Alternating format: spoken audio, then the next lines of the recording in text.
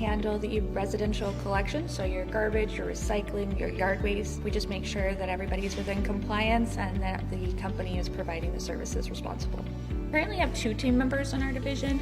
We have our inspector who is out in the field ensuring that everything is within limitations and that the hauler is providing the services that they are contractually obligated to, as well as myself in the office who handles more of the administrative, the planning, as well as the litter pickups and other things to support the division. As our city grows, it's becoming more vital that we reach more and more residents and ensuring that we're out in the community, whether it be at specific events or just in your neighborhood, making sure that everyone understands what's collected and how it's collected. We have about 50,000 rooftops that are serviced through residential collection 4 times a week. So making sure that all of the haulers' responsibilities are completed as well as our residents' responsibilities are being followed through with is quite a large task. We're really excited about our renewed Adopt a program that'll be debuting later this year, allowing residents the opportunity to adopt roads, medians, shorelines, parks, trails, and provide that sense of community to our residents. A new portal is being developed currently, and we are striving to make it as easy as possible to get involved. I enjoy making a difference in the community that me and my family live in and making sure that we're keeping it clean, safe, and beautiful.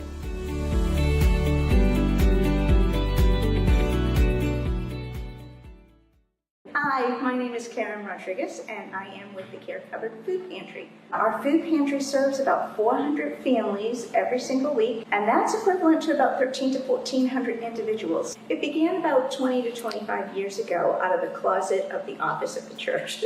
Some of the church members would bring in some canned foods or something, and they'd put it in the closet, and as people came by the church that were hungry, they'd offer them some food.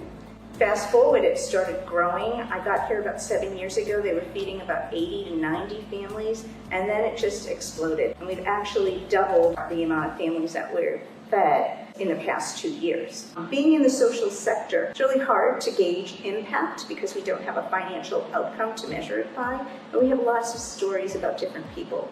A lot of the cars, the suspensions are falling apart, they're breaking down, because people can't afford to repair them. They can't afford those bills, they can't afford other bills. I try to put myself in the position of someone who needs a food pantry. I think I feel depressed, frustrated, ashamed. And to actually go through and be greeted with a smiling face and people that are happy to see you. It's our compassion and our dignity, and our friendliness. I really think it makes a difference, and that is part of our mission, is to not only relieve hunger, but also do it with compassion and dignity. We do have contracts with food banks, Feeding Northeast Florida and Second Harvest. And what happens is they bring in, every week, Feeding Northeast Florida brings in 5 pallets of food. And a lot of times that is fresh produce. And Second Harvest will bring in 10 pallets once a month. So we love the fresh produce, and that's something in the future we want to be able to access more of. That's in our 3-year plan, to access better quality foods. But if you're a community business, you can help us also. We've got a lot of partnerships in the community. Cork and Pine, Ash and Ale, The Thrifty Place, Good Vibe, East Coast Veterinarian, Palm Coast Chiropractic and Acupuncture. They all have donation bins in the front of their offices, and people come by, and it's been quite successful. So if you'd love to be on our team and partner with us, let us know. We'd love to see you. As I said, we've doubled over the past 2 years, and feeding 400 families a week requires a lot of food. As a result of having more food, you need more storage to place that food. And so that's a significant issue with us right now. We also, going forward in the next 3 years, want to bring in more technology to become a more efficient organization. Also bring in more high quality foods. I'd like to get relationships with the farmers who've been out. There's a lot of farms. We're also going to explore the options of finding a warehouse or something so that we can get a better, more functional space to work in. We have a Facebook page, so you can go onto Facebook, Care Covered Food Pantry. You'll find us there. Lots of good information there about us. Come on out to Food Truck Tuesday in June, on June 17th, the 3rd Tuesday of the month, and we'll be there. So come visit us at the booth, come for the food, stay for the fun. We'll see you there.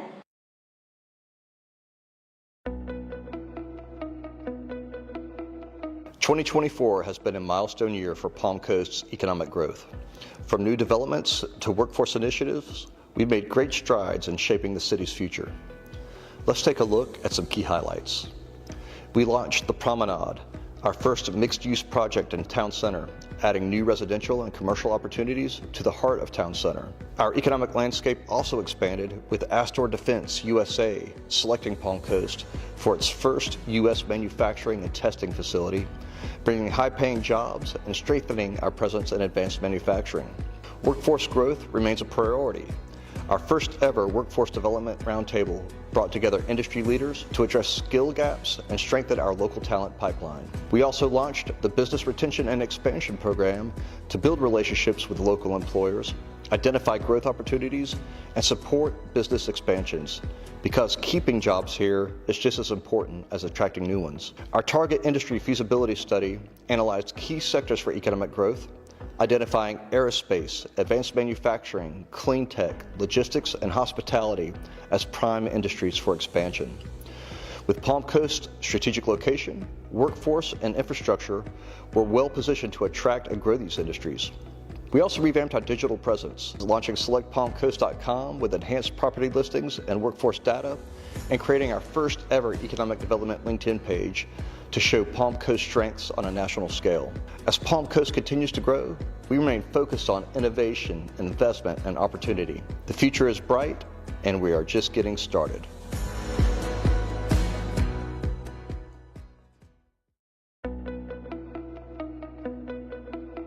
My experience with attending the Citizens Academy was really exciting and very informative. My favorite component about the Citizens Academy was actually with the water department. I did get to learn a lot of how the city functions and a lot of the things that many folks talk about. I was looking for something to get involved with, and when they were looking for somebody to volunteer for the Residential Drainage Committee, I decided to hold my hand in the air. We met with builders, we met with people who were in the building industry, we met with surveyors, we met with the Arbor Division of Palm Coast, Community Development Block Rep person. We met with all of those people to learn what things we might be able to offer to people who were having flooding issues. I've been playing pickleball for 8 years. And people knew me, and then we just started talking, and they asked me, how would you like to come to Southern Recreation Center? And I was like, yeah. And then it just developed from there, and I've been really, really happy. People come to me and they don't know a thing about pickleball, and they leave and they are just so happy, and it makes me so happy. I love it. I think that's the best part of it. My wife and I come here and play pickleball on a pretty routine basis. My kids have been in the pickleball program here for 4 months. The people here have all been very encouraging. I'm no experience with racket sports whatsoever. I came in and people were willing to let me come and learn the game alongside them, even the people who are obviously very far along and very good at it. So it's been a lot of good camaraderie here for sure. For me, I think the biggest benefit to be involved with the city and the events is education. I think knowledge is power. As a resident here, to be someone that can be helpful and a resource to other residents around me. We feel like we're offering a lot more than we started with, because we started with nothing. We are working as a group to find viable solutions. It's been nice. We all can come together as a family and all enjoy doing the same thing, as opposed to, you know, kids playing video games and parents over here doing this. We're all kind of in it together, so it's been nice. Meeting people is what it's all about in life. You know, nobody wants to be home by themselves. Nobody wants to be lonely. Everybody needs somebody. So I think you should come here.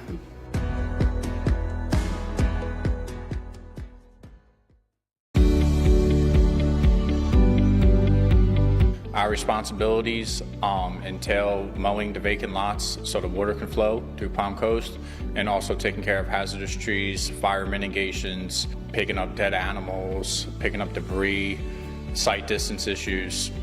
On QRT, we have 4 team members, and on Neighborhood Mowing, we have 5 team members. Everyday operations for QRT can entail something different, either hazardous trees, fire mitigations, anything that really is a work order we will take care of. For Neighborhood Mowing, their daily operations are mowing all of Palm Coast vacant lots. I would say our biggest achievement so far recently would be Hurricane Milton. The amount of work orders that we completed and removing hazardous trees off people's homes, roadways, people's backyards, picking up piles of debris throughout the city, Some of the statistics from October through December, we completed 231 work orders of hazardous trees, and 266 trees actually came down. Some of the biggest challenges that we face daily are doing different types of jobs, seeing exactly what has to be done in order to get it done the quickest, fastest, and safest way. One thing I wish the residents knew was how much time and training this actually takes. You can't just bring someone to cut down a tree. A lot of time and effort goes into this job every day. Face challenges is what motivates us. We pull up to a tree job and we try to get that job done, and it could be different every single time. So every single tree job is actually a challenge, and we just push forward and get through it together. We deal with a lot of nice people throughout this city, and we are appreciative of you guys.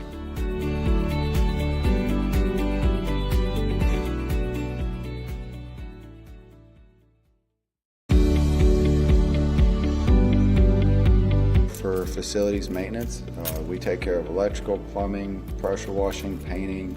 We go as far as even building rooms inside buildings. We're responsible for more than a dozen facilities. A lot of work we do is behind the scenes. It's underneath the ceilings, under the floor, behind the walls. Keep the water going, lights on, HVAC, keeping that going, or that way people are comfortable.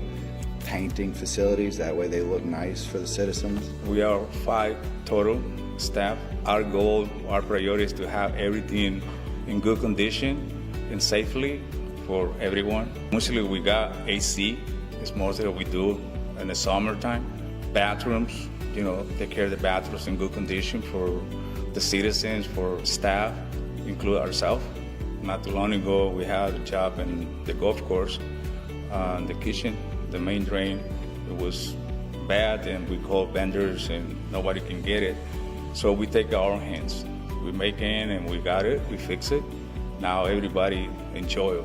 A lot of times when we go to facilities, whoever the supervisor is or manager, they see what we do and they greatly appreciate it. And when people appreciate what we do, it just makes it easier to go next time and do it again and do what they need done.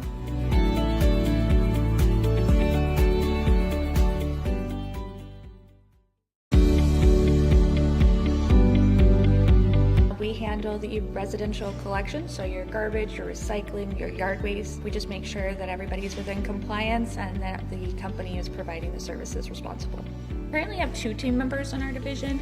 We have our inspector who is out in the field ensuring that everything is within limitations and that the hauler is providing the services that they are contractually obligated to, as well as myself in the office who handles more of the administrative, the planning, as well as the litter pickups and other things to support the division. As our city grows, it's becoming more vital that we reach more and more residents, and ensuring that we're out in the community, whether it be at specific events or just in your neighborhood, making sure that everyone understands what's collected and how it's collected.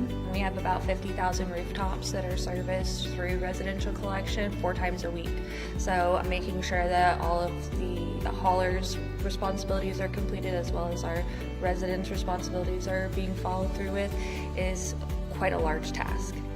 We're really excited about our renewed Adopt-A program that'll be debuting later this year, allowing residents the opportunity to adopt roads, medians, shorelines, parks, trails, and provide that sense of community to our residents. A new portal is being developed currently, and we are striving to make it as easy as possible to get involved. I enjoy making a difference in the community that me and my family live in, and making sure that we're keeping it clean, safe, and beautiful.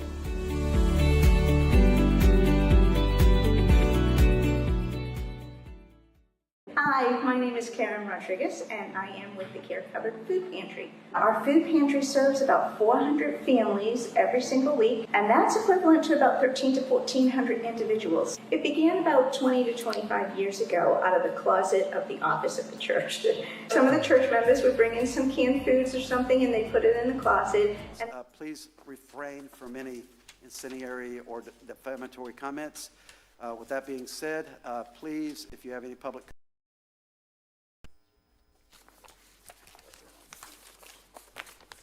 Yes, ma'am. Hi. Sorry, I got to bring it way down. State your name for the record, please. Heather Davis. Yes, ma'am. Roddy Lane. I'm not an engineer or a developer. I am a homeowner, a taxpayer, and a wife watching her family's property and peace of mind get washed away, literally. For over 2 years, my husband has submitted evidence, attended meetings, and followed your process. And while the city has issued awards for outreach, not one real solution has reached our front door. What did reach us this week, though, was a letter saying we're now responsible for fixing a collapsed culvert that failed after the city overloaded the drainage system around our home. It's offensive and wrong. You can't create the conditions for failure, ignore the consequences, and shift the blame back on the resident. I ask this council to do what staff hasn't, take responsibility, fix what was broken under your watch, and show Palm Coast transparency, accountability, and integrity still means something at the City Hall. Thank you. And I will be leaving early today. I have to go empty the pods that are home from the flooding that we have. So I will continue to listen, but thank you for taking the time to listen to me. Yes, ma'am. Jeannie. Good evening.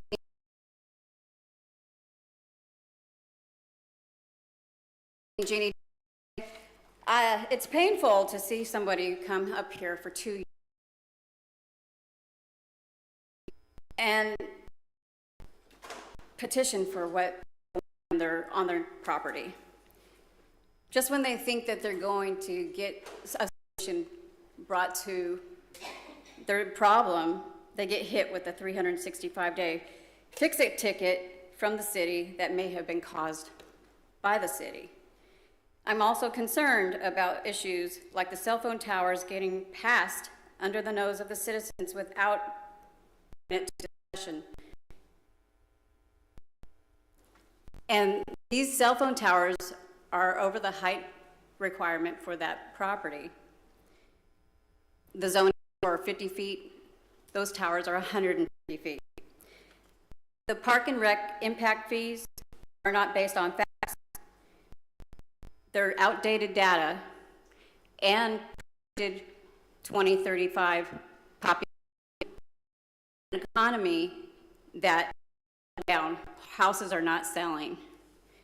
Transportation impact fees are also based on outdated data and projected population. It is not current what's going on. We have sellers markets, we have buyers market. It's neither market. Right now it's cash market. It's for the elite who can afford to buy. It's for the wolves that are standing by to snatch these properties because people can't afford the interest rates, their monthlies. We're being out, we're being taxed out of the love for Palm Coast. We need solutions. Has anyone considered one-bedroom houses, two-bedroom houses for these people, the children that are leaving high school, for displaced families, for the college students, rather than bring an industry that's going to pay us more money for income down the road, give us homes that they can now. Based on the mortgage rule,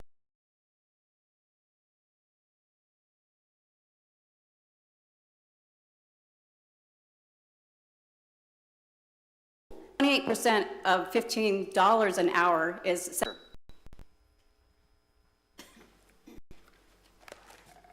My name is Dennis Sokola. I live in the F section of Palm Coast. This is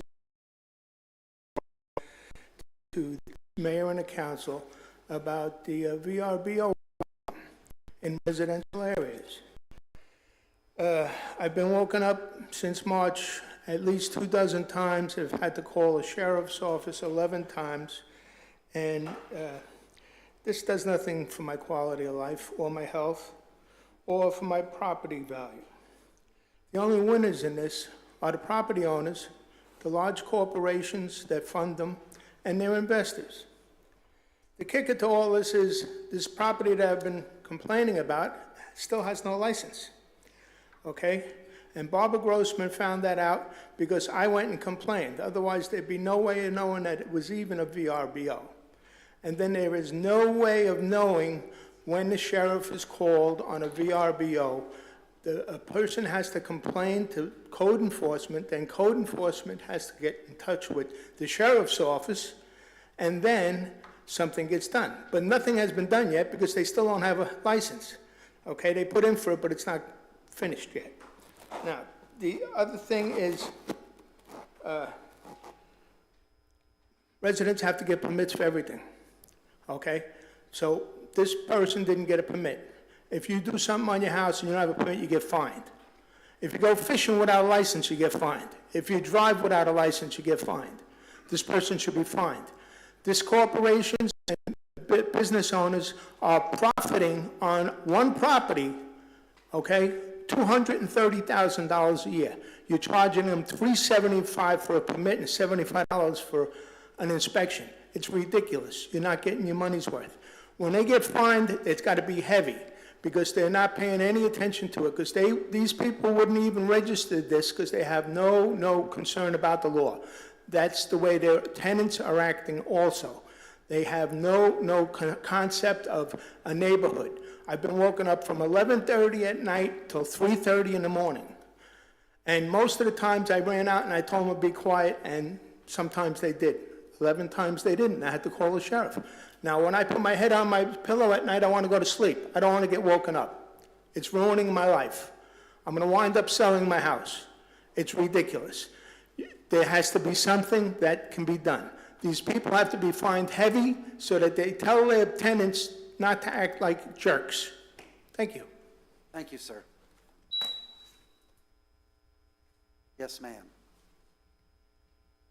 Carol Stoughton, Belterre section of Parkview. I don't know if you on the council have read the Observer of all the delinquent taxes that are owed taxes when they could be going towards running the city. Then from what I read in the paper, we're hiring Mark Stolbridge, nothing against him, but I don't even know if his being here is approved by the Flagler County budget.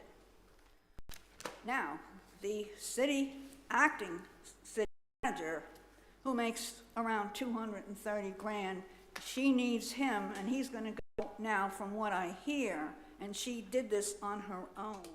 The mayor wasn't even aware of it. And she went and contacted the sheriff to get him in here, which is, I think, a disgrace. However, I think what we need is to go into the salaries here from the acting city manager down to the Department of Technology, Human Services, Deputy Director of Development, Finance Director. I added all that up. That is $1,122,000 a year to run this city, and they all have secretaries, they all have acting people doing their work for them.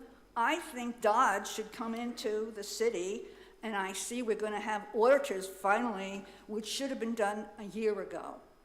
This is a sin. We can save money. So what do? They go and charge us for billing on our water bills. Why didn't they go and look for another company before they put more burden on a taxpayer for $2, $3, or $4 to submit their check or use their credit card?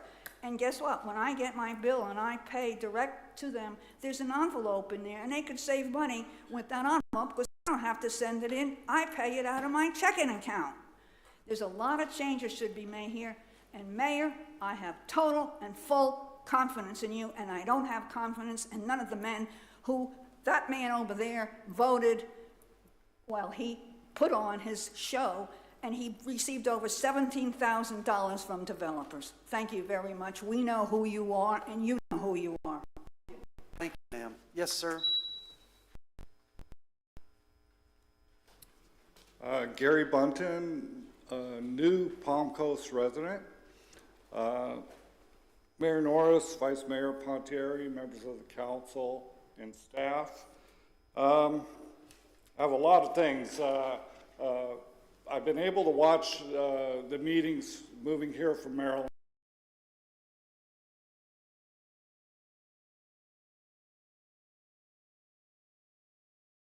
I've been able to kind of keep the last year and a half with things going on here.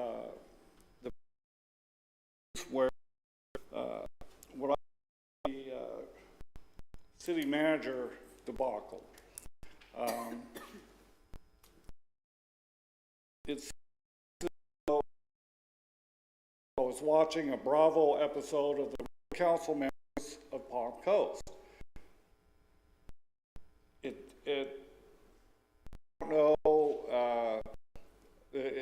I know that there's reports that the city spent about $17,000 in the search, and I believe at the, and correct me if I'm wrong, Vice Mayor Pontieri raised concerns towards the end of the process, and what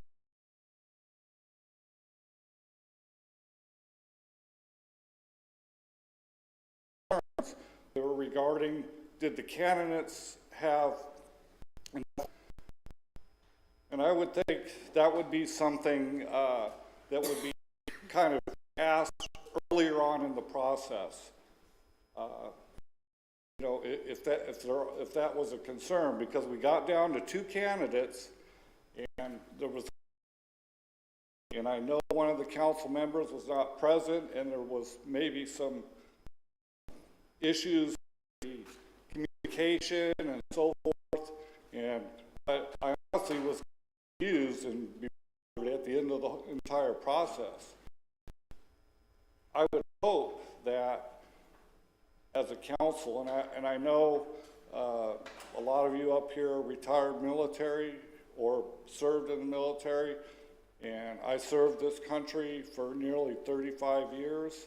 I've been to numerous exercises, and after every single one, we would get together. How can we improve something? Where did we go wrong? We don't need to distract. We need to be a cohesive unit.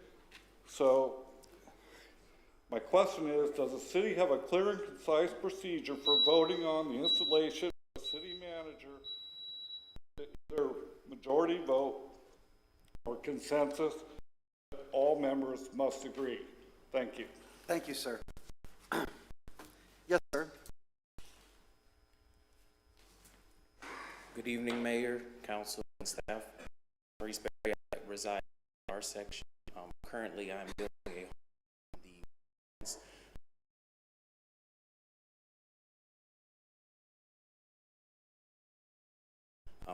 during that process, I see a code enforcement violation regarding the exterior colors.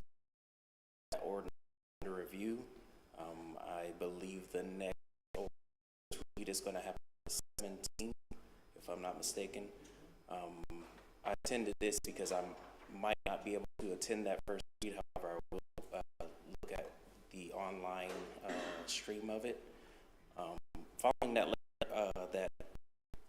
violation, I did submit a letter to the mayor that has been, I believe, forwarded on to and to the enforcement offices excuse me, as well. The thing that I have with the concern with the colors, talked with the code enforcement office about, is the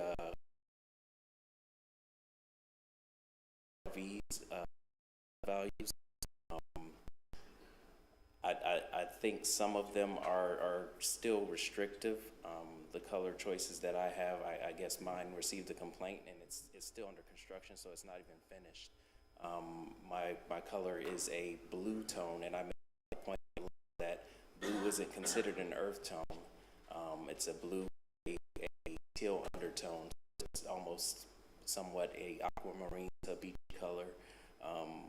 However, that's not considered an earth tone, and the light reflective value of my paint color choice is 1 point higher than the 25 required value for earth tone. So I'm asking that that be considered as a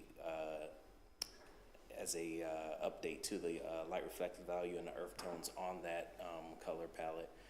And then again, with the trim colors and everything else, I know that one of the things on the table was just remove the restrictions altogether. If that's not the route that's going to be taken, then I just ask that there be a little bit more leniency when individuals are choosing their home. This is my first home. I served close to 21 years in the Air Force. I've been to various combat zones. This is the first home my family and I are building. This is basically like a dream for us. We've been saving for this our whole lives. I'm actually born and raised in Florida, and we decided on Palm Coast as our place where we're going to establish roots, and we hit this obstacle of we can't paint our home the color that we desire. So I thank you for your time, and I look forward to whatever comes from this. Thank you, sir. Yes, sir. Mr. Stone. How are we doing? Yes, sir. Okay. I'm going to go back to when the council members, other than Teresa, passed the okay for the raise hike. City has never done an implementation or study from year to year. As Teresa well stated in that meeting, there was no corrections for 5-6 years. So, why should the people suffer on the water rates? It's crazy. And who do you blame? Do you blame the previous city council? Possibly. Do you blame the city manager for them? Possibly. Do you blame the director of the water department? Most likely. Do you blame the city staff manager? Most likely. There's no control in this city. None. Everyone's complaining that their electric bill is lower than the water bill. It's crazy. And I'm going to go to the statement that I last time.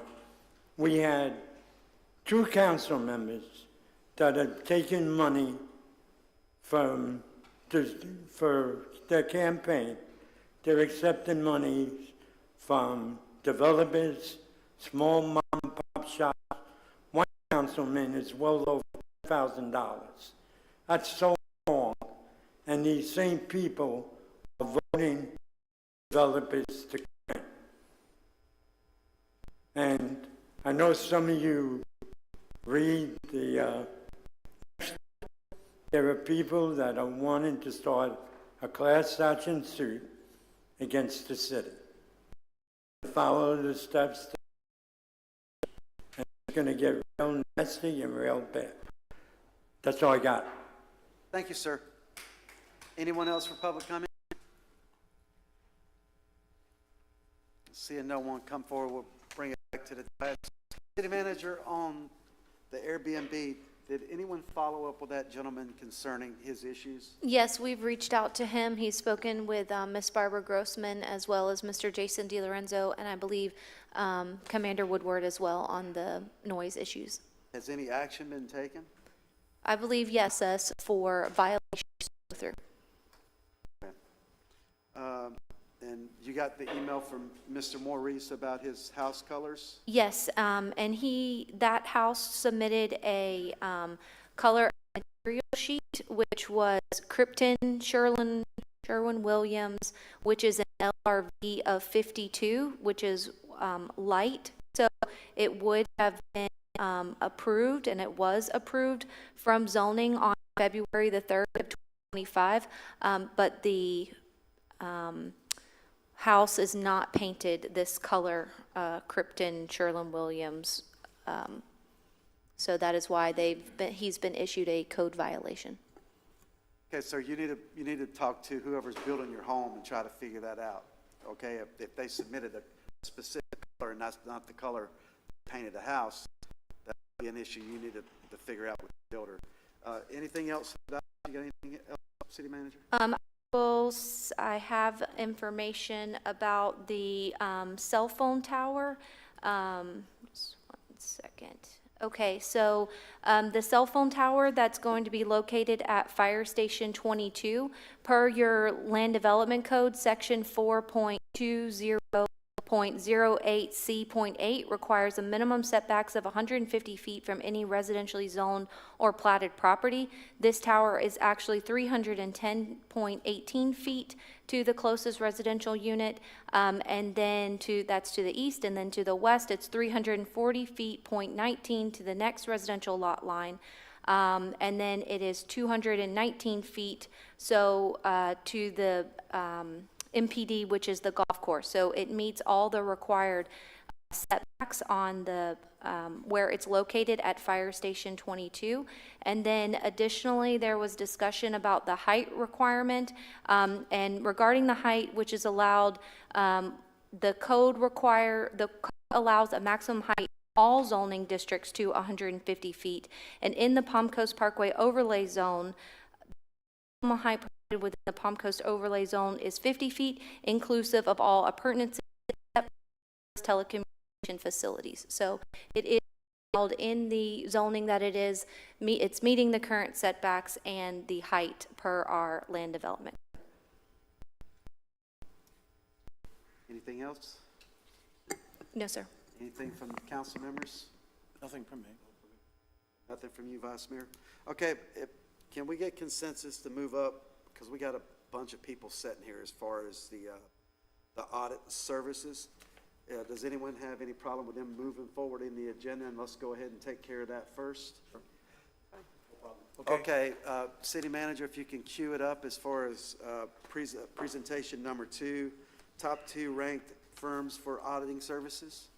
Yes, our current contract with our external auditors has expired, and so we have gone out to bid for new services, and we've brought in the 2 highest ranking firms to give you presentations. As a reminder, City Council, that your scores are all due by Monday, so anybody who has not completed their final evaluation scores, those are due on Friday. Helena, Director of Financial Services, if you wanted to add any additional information. Good evening, your City. We're going to get started with representatives from James Moore & Company. We'll have Webb Shepard and Brendan McTrick come up to do their presentation. Thank you. Good evening, gentlemen.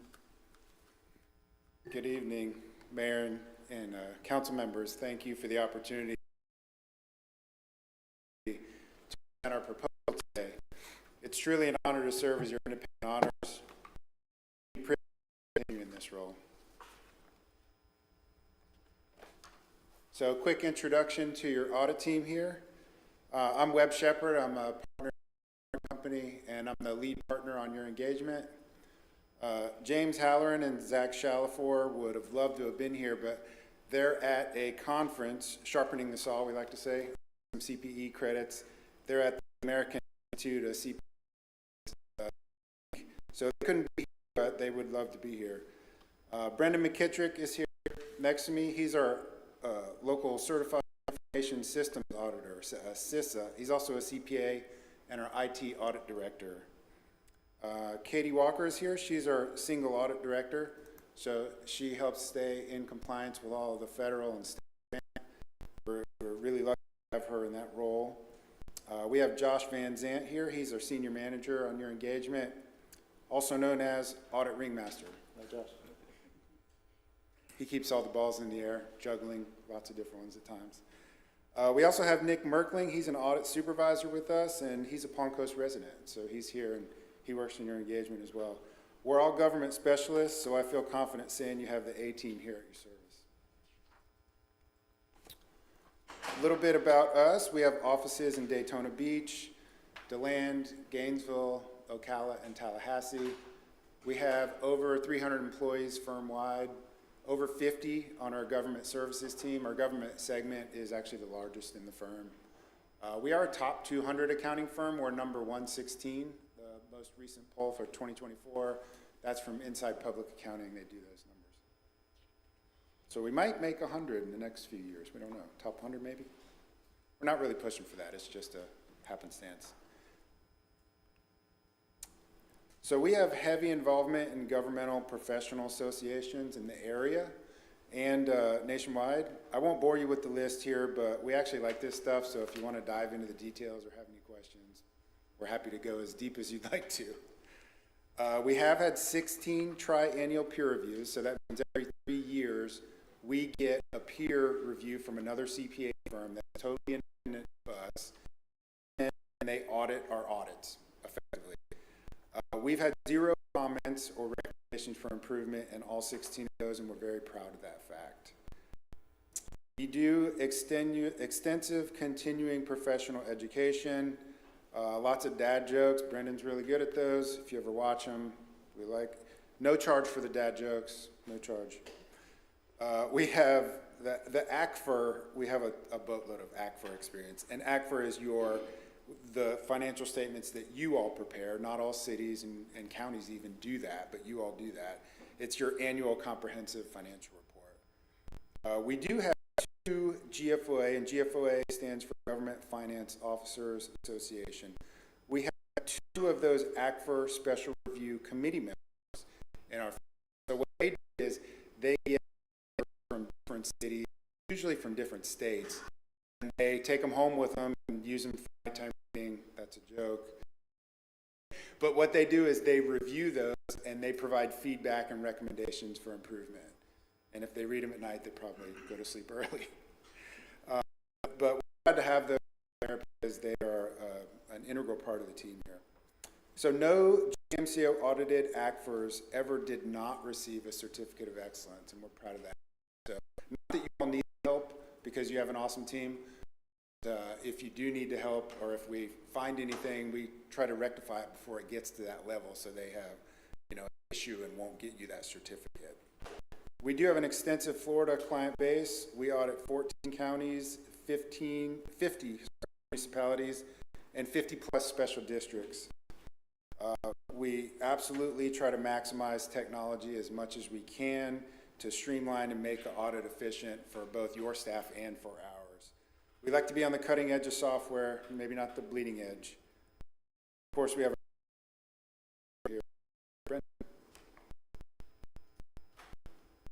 these are just a few governments that we serve in this area. You're probably familiar with all these, so we're local.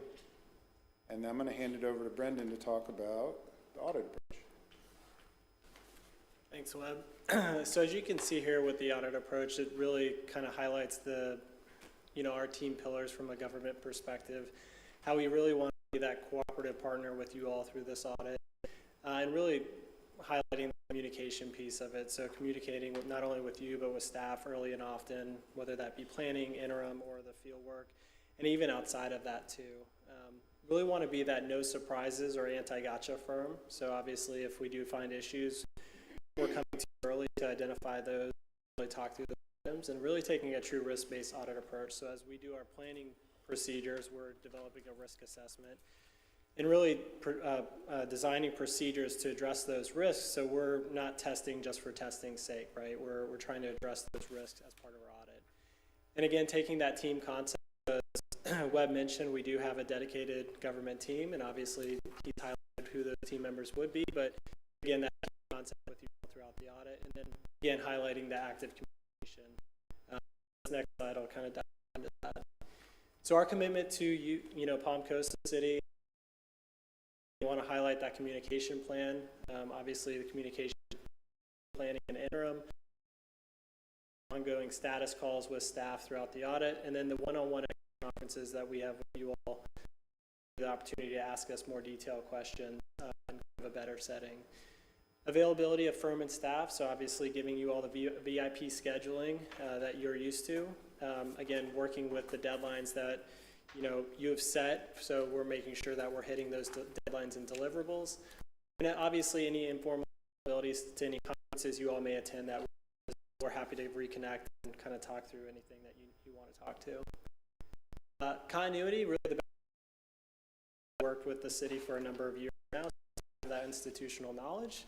And if there's any cause for concern as far as familiarity, we do have the ability to rotate partners, if you want to kick Webb off the audit engagement. That being said, last year was my first year as part of the audit engagement, so I was kind of a fresh set of eyes when it comes to the audit for the city. I regularly do that as well, so I'm making sure we've got different perspectives as part of the audit goes. In regards to stability of the firm, obviously we again worked with you all for over 10 years now, so we do have that proven track record.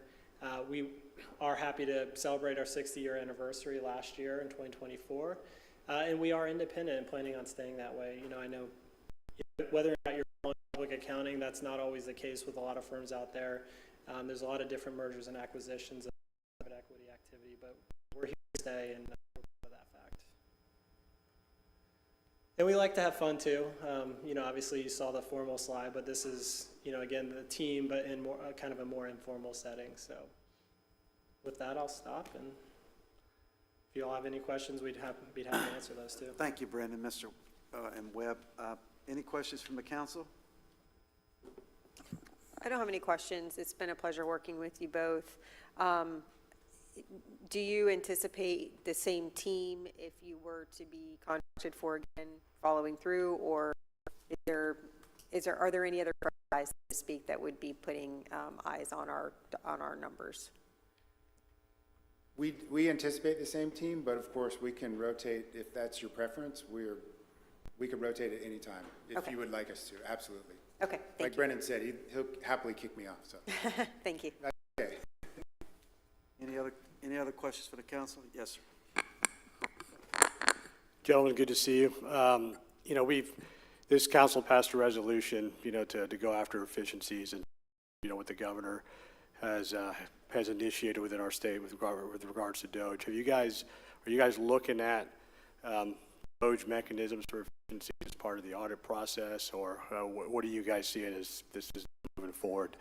The council has decided to look at this through a resolution that we passed.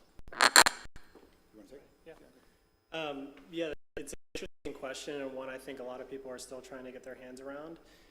We have started doing some more work on the state level in Tallahassee, so we're having more of those conversations too to see what that looks like. With that, we're also looking at areas for, maybe not specifically on the audit area, we're always looking at technology to improve our audit efficiency like any other firm, but there are other opportunities out there, and we've got some pretty interesting things that we're working on to potentially come at from a cost savings. There's a firm that we're talking to that looks at phone bills, usage of phone bills and what tax on and things like that, not just for profit governmental entities. So an active conversation we're having to see what direction we can go, and then again trying to gather that information from Tallahassee to see what they're looking at as well.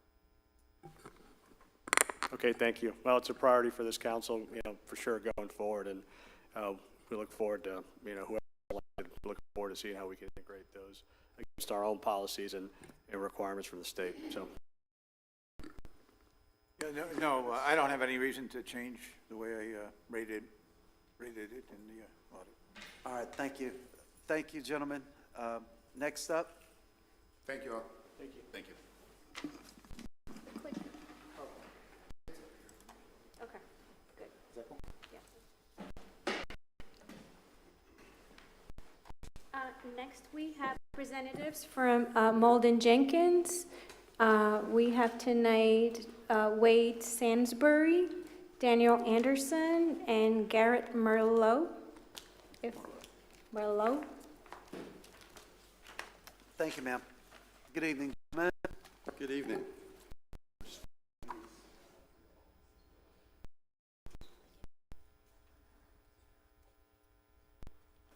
Good evening. Mayor, council members, thank you so much for allowing us to be here with you all tonight and for allowing us to present some highlights on our overall proposal.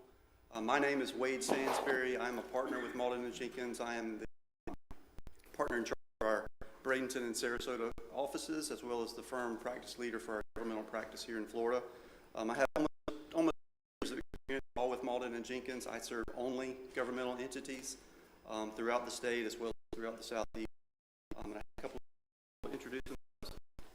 Good evening. Real quickly, my name is Daniel Anderson. I'm also a partner with Malden and Jenkins. Like Wade, I serve strictly governmental entities here in the state of Florida and would be an additional resource partner and a fieldwork partner for the city's audit should we be selected. Good evening, members of the council. I'm Garrett Marlowe. I'm a senior manager with Malden and Jenkins. I have over 8 years of experience, all with Malden and Jenkins, and I spend 100% of my time working on governmental entities, and I'd be the one responsible for the day-to-day audit process with the city. Thank you, sir. Guys. And then we have two individuals that could not be here tonight. Trey Scott, he would be an additional technical resource partner for the firm, as well as Adam Fraley. He would be our quality control review partner on your engagement each year. This is just some high-level M&J by the numbers, if you will. We are a top 100 annually for many, many years. We do have a 100-year history of serving clients here in the Southeast. We were established in 1918, so we've been around for a very long time. We do currently serve well over 700 governments here in the Southeast, and that is a current number, not past or not, but that is a current listing number. We do have about 18 governmental partners, such as myself, that serve only governmental entities. We do have an overall team of about 170 staff members that have current experience that are dedicated to serving the governmental industry. What's not listed, we are also very well nationally known. Something I'm very proud of is obviously the governmental the GASB, the Governmental Accounting Standards Board, is the body that oversees all governments across the United States. And they elected one of our, Joel Black, several years back to be the GASB chairman. Joel and I actually made a partner together with the firm back in 2005, so very proud of that fact that that entity select someone from our firm. Additionally, some additional numbers here. We do have about 535 total personnel with the firm. That represents about 77 partners. We do serve about 180 municipalities such as Palm Coast. We are very familiar with the GFOA program. We have quite a lot of clients that participate in that program. We too have never had anyone that wanted to get their certificate that did not reach that. Here's just another high-level look at the team. A couple other individuals that we have listed here, Jameson Miller and Brandon Smith, are both IT experts that would be a part of the but again, the higher level folks, so folks like myself with the multiple years of experience, we're all here. And we take a lot of pride in bringing that experience to the field. You know, if I've got 30 years of experience and I'm not out here on a day-to-day basis or available to you all, then what good is that 30 years? So we make a point to do that for each and every engagement. This slide is a listing of a little bit of current sample clientele that we currently serve. To the left is just some of our Florida clients. Some of those you should recognize, some of those are pretty close by. The right side is just some other larger governments that we also serve here in the Southeast, some very notable names: City of Atlanta, Savannah, the Atlanta Airport. Additionally, we've got 3 counties listed here. Those were some special surtax audits that we did for them as part of our advisory group practice. Additionally, we do a lot of single audits throughout the region. We serve about 300 receive federal funds each and every year. Last year, that totaled about $5.3 billion in federal awards that we were part of those annual audits. And that does not include any of the state funds that we also audit. Additionally, as this city grows and as your needs may change, you may need to go to the bond and debt market. We have a tremendous amount of experience serving that market as well. We've got numerous clients that annually have to go out to the bond market, and we help do anything and everything that their bond counsel needs. So we've got a lot of experience there if you all were to ever need that. Trent, get this back to Daniel. All right, so I'm going to talk a little bit about our audit approach. And certainly, should we be selected, we would be new auditors to the city. A lot of folks think change is a 4-letter word. So we have tremendous experience with client transitions, over 700 client transitions over the last 25 years. What does that process look like? It really would start with early communication with the predecessor auditor to look at their work papers, see the type of information that you're providing them, the type of testing that they're performing. We'd then schedule an on-site visit to come out and meet with your team. It would be new auditors to you, but you're not new to the audit process. Already a tremendous year-end close process that you have. You've been through all. We really look at what that year-end process looks like for you, what your prior experiences are with your audit, communication preferences are, et cetera. And then we're going to tailor our requests based on the information that we learn. We don't want you to have to recreate the wheel as part of the audit process. We will adapt to the things that you're already doing and perform our procedures and design our procedures accordingly. We do have built-in extra hours for our team in the first year. There is some, familiarity gathering that we would have in that first year audit process. We like to make those extra hours be on our part and not on your team's part. Some of the key things that we like to think that helps to a successful transition, as Wade mentioned, we like to bring our experience to the field. That process of learning and understanding systems and development is done by our managers and our partners because we are the ones with the most experience. We are the ones that speak the most language similar to your team. We're not sending younger staff out with checklists just to give to your team and having you guys complete blank checklists for us. Communication is always key in anything you do pretty much. So we want to be communicating and available to you all throughout the year, not just in the planning process, but really, we're auditing during certain points of the year, but you're having transactions that are occurring throughout the entire year. So we want to be available to you for you to ask those questions as you're incurring those transactions. That way we can help you make decisions if you need it, which really helps a more efficient audit process as well. I mentioned that we tailor our audit approach to you and we don't have you recreate the wheel. As Wade mentioned also, we have our managers and partners in the field to help make decisions during the audit process. The team out there, and then they come back to the office, and then we have to figure out if we identify a situation, we're doing it during the audit field work. That way we can make a decision and continue the audit process. We also our audit field work. While it's fresh in the mind of our staff, we want to make sure that we're reviewing their work with all the quality assurance policies that we have in a timely manner. Ultimately, we're working towards we want to serve the council in providing that independent audit for you guys and also work with management to provide recommendations throughout the identify any areas where there are process improvements or things of that nature. James Moore also mentioned that they use SureLink. This is really a great web-based tool that you have. What I really like about it is it really benefits the clients that we have because it holds us accountable as well. As you guys upload information, it's all done in real time, so you can say, hey, we uploaded that information, and if a day or two goes by and you see we haven't downloaded it yet, you can that information's out there, why aren't you looking at it yet? So it really gives you the opportunity to hold us accountable. And again, that really helps with an efficient audit process. We do have tremendous staff retention, over 87% retention rate. That way, serve as your trusted advisors. The same team is likely coming out here on an annual basis and developing that relationship and helping with the familiarity with your city. We like to be responsive, as I mentioned, throughout the year. We're proactive in that dialogue as well. So if the audit's done in February or March, May, June comes around, we want to be touching base with you just to check in and see how things are coming.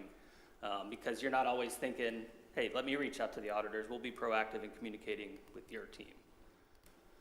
Some of the things that we feel makes us different from a lot of other firms is the tremendous experience we have. As Wade mentioned, over 700 governmental entities, experience with large and small municipalities very similar to the city of Palm Coast here. Tremendous experience with the GFOA certificate program to help ensure that you guys seek and achieve that certificate on an annual basis. Experience with the bond market, remote auditing if need be. I didn't talk about this before, but our audit approach really is, again, based on your preference. When I started auditing 3 weeks at a time, Monday to Friday, my wife didn't like it at the time. Nowadays, post-COVID, with all the technology that we have, the ability to perform hybrid audits or remote audits, really it's just a deference to your team's preference. We can be on site the entire time, we can be remote the entire time, or somewhere in between. We would work with management to determine what that might be. You mentioned our experience serving the government industry, a former Malden, the current former M&J partner. We're also members of the SCPA Audit Quality Institute, which help CPA firms performing governmental audits and single audits, their compliance, ensuring that they're performing efficient and effective audits as well. We also quarterly continuing education to our clients, information they need to make decisions as new GASB pronouncements come out, which they do come out quite frequently. I talked about the high-level manager and partner involvement, the quality of our professional staff, the continuity that we bring to the engagement, and then the dedication that we have to responsiveness and serving as a resource and your trusted advisor to help you in the city of Palm Coast. So we very much appreciate the opportunity to propose on your audit services, to be invited here to present some information about our firm to you, and certainly would appreciate your recommendation going forward. All right, thank you, sir. Anyone on the council have any questions for this? I just have one question. I know you talked about high level with part, but as far as your processes, anything that sets you all apart from different auditing firms? I really think, very similar to them, and this is kind of awkward. We don't always sit in the same room. I think they did a great job. We all develop a risk-based approach. So the differences would be the experience that we have, bringing those fresh set of eyes. I don't have great dad jokes, sorry. But bringing those eyes, maybe our risk assessment would be a little bit different than their risk assessment, looking at different things throughout the audit process. As Wade mentioned, also with some of the county experience that we have, we do have a dedicated Florida governmental advisory team that would be available should you need us to look at anything outside the scope of the traditional audit services. Obviously, we would want to make sure that wouldn't do anything to our independence as your external auditors. It's an additional resource that we can bring to the city should it need be. Okay, great. Thank you. Anything else? Yes, sir. Yes. As I asked the previous firm, you guys service on over 700 governmental entities as a firm. I see the list here of municipalities and that you serve here in the state of Florida and certainly in the Southeast. Have you guys come across any best practices with DOJ and with these municipalities as different councils or commissions have looked at trying to save taxpayer dollars through efficiencies? Certainly, as overall audit process, that is not the general goal, but if we recognize something that you all are doing that could be done more efficiently or effectively to save taxpayer dollars, we're absolutely going to tell you that. Again, like Daniel mentioned, we do have a separate advisory group that if you all were ever interested in bringing them in, that is what they do all day, every day for governments all across the country. Actually, that group is more of a national group. And they can do some amazing things. They think completely differently than I do, than these guys are. We're auditors. This is what we do. But those guys, they are always thinking of efficiency, how things can be run better. Do you have the right number of people? Are they sitting in the right seat? Different things that they can do. If something that you all would need or want, we would absolutely be able to bring those people in and help you with that process. Yes, sir. Thank you. Yes, sir. Yeah, just for our attorney, is it proper to have both groups state for both presentations? I would think since they are competitors in this situation, it would have been better to have them in the room at the same time. So yeah, normal practice will have all the groups. You have to do it tonight, and you're not making any decisions tonight. You're going to take your thoughts back, and then you'll give direction to city council to staff later. I have concerns, but it's a direction of the council how you want to see forward. Good. Yes, sir. Thank you, gentlemen. Appreciate your time. Absolutely. Thank you. Thank you both. Thanks.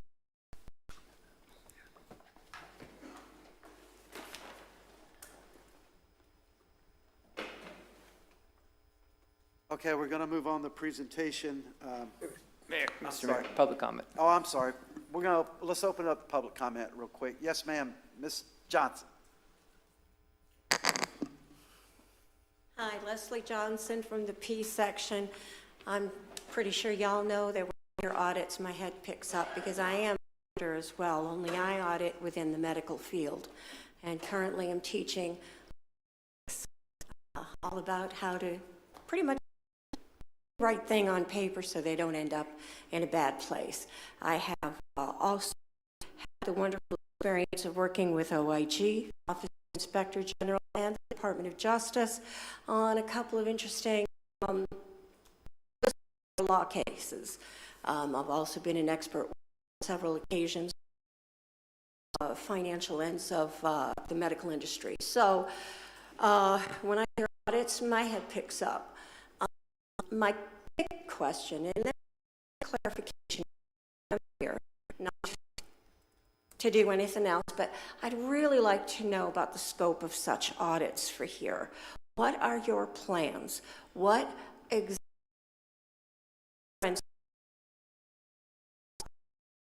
Where's their direction?